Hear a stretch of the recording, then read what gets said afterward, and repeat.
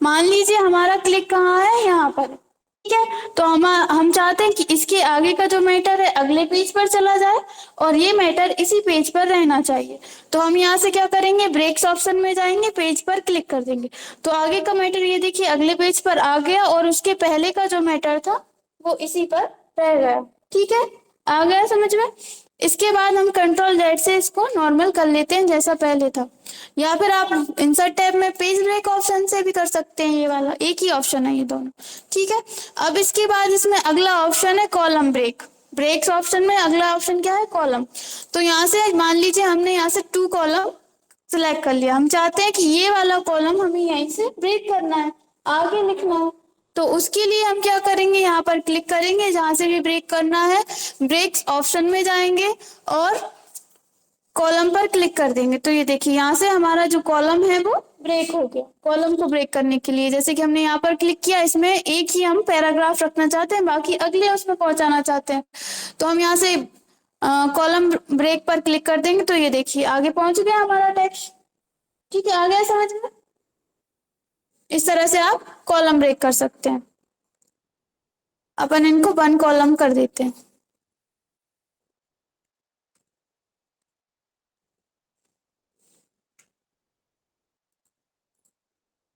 ठीक है।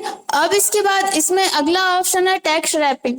Separate text around objects on web pages such as caption text from body text. इसका मतलब है कि जब आप कोई वेब पेज के लिए कोई ऑब्जेक्ट वगैरह तैयार करते हैं तब आप टेक्स्ट रैपिंग का यूज कर सकते हैं, ठीक है। तो अपन अभी यहाँ पर इसमें अपने पेज में इसका यूज नहीं कर सकते। इसके बाद अगला है नेक्स्ट पेज। नेक्स्ट पेज से क्या होता है, इससे अपन सेक्शन ब्रेक कर सकते हैं। जैसे कि हमने फर्स्ट पेज सिलेक्ट किया है, इसको हम पहले कंट्रोल से पूरा डिलीट कर देते हैं।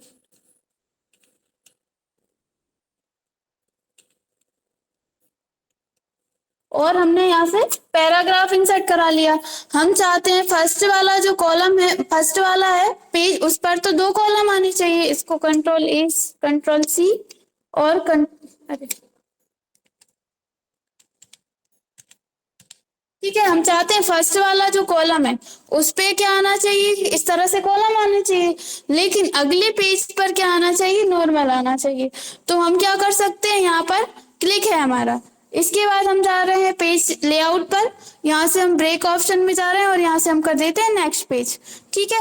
अब हम नेक्स्ट पेज पर आने के बाद यहाँ पर सिलेक्ट कर देते हैं 1। तो देखिए ऊपर वाला कितना है, 2 कॉलम में है, लेकिन नीचे वाला 1 कॉलम में आ गया। यहाँ से आप क्या कर सकते हो, लिखा है insert a section break and start the new section on the next page. मतलब ये हमारा एक सेक्शन बन गया, ये अलग है और ये अलग है। अगर आप ऐसे बिना सेक्शन क्रिएट करेंगे तो क्या होगा कि ये सभी, मतलब आप पूरे डॉक्यूमेंट में अगर 2 कॉलम सेलेक्ट करेंगे तो हर जगह पर 2 कॉलम ही आएंगे, 1 कॉलम सेलेक्ट करेंगे तो हर जगह पर 1 कॉलम ही आएगा, ठीक है। तो इस तरह से आप यहाँ पर यूज कर सकते हैं। ये दोनों सेम ही है, ठीक है। Even page, odd page. Even page से क्या कर सकते हैं, आप इस पे क्लिक करेंगे तो डायरेक्टली ये आपको, जैसे कि हमने यहाँ पर देखे ऑड और इवन क्या होता है, जैसे कि हम अभी किस पे हैं, पेज नंबर 1 पे हैं और हम इसको यहाँ पर ब्रेक्स ऑप्शन में जा रहे हैं, इवन पेज पर क्लिक करते हैं। तो ये देखिए उसने 2 को छोड़ दिया, डायरेक्ट इस पे आ गया 3 पे, 2 को छोड़ दिया है, 3 पेज नंबर पर आ गया है, ठीक है। इस तरह से आप कर सकते हैं ब्रेक्स का ऑप्शन का यूज, ठीक है। आ गया समझ में। अब इसके बाद अगला है लाइन नंबर्स। लाइन नंबर्स का यूज, जैसे कि हम यहाँ पर कोई पहले हम लाइन नंबर्स पर क्लिक कर देते हैं, यहाँ पर अभी नन पर सिलेक्ट है, हम इसको कर देते हैं कंटिन्यूअस। तो आप देख रहे हैं यहाँ पर 1 आ गया। अब हम यहाँ पर कोई भी कुछ भी लिखते हैं, इस तरह से आपकी हर एक लाइन में, अब पैराग्राफ में भी हर एक लाइन में नंबर्स आएंगे, ठीक है। और इसके अलावा अगर आपका पहले से ही लिखा हुआ है टेक्स्ट, हम यहाँ से पहले इसको लाइन नंबर्स को नन कर देते हैं और हम यहाँ पर पैराग्राफ ले लेते हैं, 50 पैराग्राफ ले लेते हैं, ठीक है। अब इसके बाद हम जा रहे हैं लाइन नंबर पर और यहाँ से कंटिन्यूअस कर देते हैं। तो आप देखेंगे कि इस तरह से ऑटोमेटिक हर एक लाइन के ऊपर एक नंबर आ गया। वैसे अगर अपन यहाँ से अपन बुलेट्स एंड नंबरिंग देते हैं तो क्या होता है, एक पैराग्राफ में एक नंबर आता है, दूसरे पैराग्राफ में दूसरा आता है, लेकिन यहाँ पर क्या है, लाइन नंबर्स, हर एक लाइन में एक नंबर आ जाएगा। इस तरह से 1 2 3 4 5 इस तरह से जितनी भी लाइन होंगी, भले ही वो कितनी भी तक पहुंच जाए, 100 पेजेस हैं तो वो इस तरह से सभी को नंबरिंग दे देगा। ठीक है, इसके बाद यहाँ से अगर आप रीस्टार्ट ईच पेज पर क्लिक करेंगे तो क्या होगा, हर एक पेज से रीस्टार्ट होगी। जैसे कि फर्स्ट पेज पर कितनी लाइंस है वो पहले वो काउंट करेगा, 1 से लेकर यहाँ पर है 39 तक, और फिर अगले पेज से रीस्टार्ट यानी डबल से स्टार्ट कर देगा। लेकिन अगर आपने यहाँ से फर्स्ट वाला ऑप्शन सिलेक्ट करके रखा है तो क्या करेगा, कंटिन्यूअस फर्स्ट पेज पर जैसे कि हमारा 119 पर ये खत्म हुआ तो यहाँ से 120 से स्टार्ट हो जाएगा। ठीक है, और अगर आप यहाँ से करेंगे रीस्टार्ट ईच पेज तो ये इस तरह से हर एक पेज से रीस्टार्ट होगा, 1 से स्टार्ट होगा। इसके बाद अगला है रीस्टार्ट ईच सेक्शन।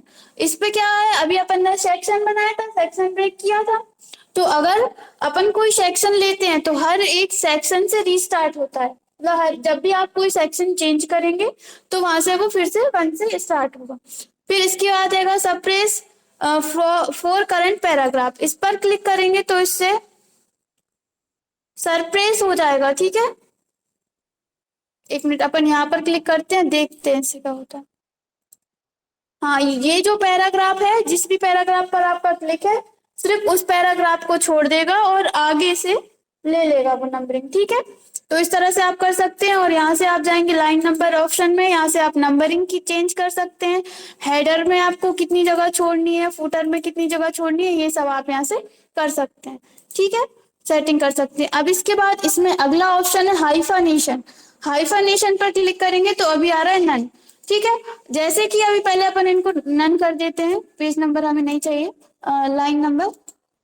आपने देखा होगा, आप अपनी कॉपी में बुक में कभी ना कभी आपने ये देखा होगा कि जब भी कोई आप टेक्स्ट लिखते हो, एक लाइन में लिखा, दूसरी लाइन में लिख लिया, अब आपका मतलब एक लाइन में जगह है लेकिन इतनी जगह नहीं है कि कोई बड़ा टेक्स्ट बन पाए, तो आप क्या करते हो, जैसे आपको लिखना है कंटिन्यूअस, कंटिन्यूअस लिखना है तो आप क्या करते हो, मतलब कंटिन्यूअस लिखने के लिए आपने लिख दिया कंटी, डैश लगाकर आधा टेक्स्ट नीचे लिख देते हो, तो उसी को हाइफनेशन कहा जाता है। अभी यहाँ पर आप देख रहे हैं किसी भी जगह पर नहीं है, अपन क्या कर रहे हैं, इसको कंट्रोल ए से सिलेक्ट कर रहे हैं और यहाँ पर हम जा रहे हैं हाइफनेशन नॉन सिलेक्ट है, हम इसको कर देते हैं ऑटोमेटिक। ऑटोमेटिक करने से आप देख रहे हैं कहीं कहीं पर हाइफनेशन लग चुका है, जैसे कि ये लिखा हुआ है यहाँ पर गैलरीज, मतलब इसकी पूरी स्पेलिंग क्या है, GALLERIES, लेकिन ये किस आधा ऊपर है आधा नीचे है। अगर आपने यहाँ से क्या सिलेक्ट किया, हाइफनेशन सिलेक्ट किया है, ठीक है, डैश लग जाता है। आ गया समझ में।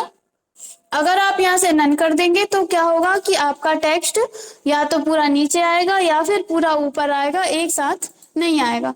ऑटोमेटिक करने से क्या होगा कि वो इस तरह से आधा ऊपर आधा नीचे आ जाएगा। सभी को पता है डैश लगाने का मतलब है कि आपका यहाँ पर बन नहीं रहा था, आपने डैश लगाया तो नीचे आ जाएगा।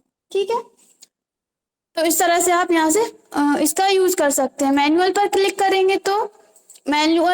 करेंगे तो जहां आप सिलेक्ट करेंगे सिर्फ वहीं लगेगा, और अगर आप ऑटोमेटिक पर क्लिक करेंगे तो वो अपने अकॉर्डिंग एडजस्ट कर लेता है। ठीक है, तो इस तरह से आप इसका यूज कर सकते हैं हाइफनेशन का। तो आगे की जो ऑप्शंस है, इस रिंग में भी ज्यादा टाइम नहीं लगेगा, ये भी बता देते हैं। इंसर्ट टैब में आपने पढ़ा था इंडेंटेशन पढ़ा था, वही ऑप्शन है। क्या यूज है इंडेंटेशन का, इंडेंट का पैराग्राफ की स्पेसिंग बढ़ाने के लिए नहीं है, मार्जिन कम ज्यादा करने के लिए। हाँ, सही बताया आपने। यहाँ से अपन क्या कर सकते हैं, जैसे कि हमें लेफ्ट मार्जिन इस तरह से, लेकिन ये सिर्फ एक पैराग्राफ का होगा जो आपने सिलेक्ट करके रखा है। अगर आप पूरा टेक्स्ट सिलेक्ट करेंगे, जैसे कि हम कंट्रोल ए कर देते हैं, तो पूरे का होगा, लेकिन अगर आप सिलेक्ट नहीं करोगे, अरे इस तरह से नहीं, अपन को इस तरह से सिलेक्ट करना पड़ेगा। ठीक है, ये इस तरह से आप मार्जिन बढ़ा सकते हो, यहाँ पर ये आ जाता है। इससे आप अपने अकॉर्डिंग जितना बढ़ाना है, किसका बढ़ा है, लेफ्ट का, बिफोर आफ्टर जैसा भी आपको बढ़ाना है, यहाँ से आप पैराग्राफ स्पेसिंग कम ज्यादा कर सकते हो, बिफोर में या आफ्टर में जो भी रखनी है, ठीक है। कम करनी है तो कम कर सकते हो, बढ़ानी है तो बढ़ा सकते हो। और यहाँ से आपका कर सकते हो लेफ्ट और राइट इंडेंट सिलेक्ट कर सकते हो, ठीक है। ये इस तरह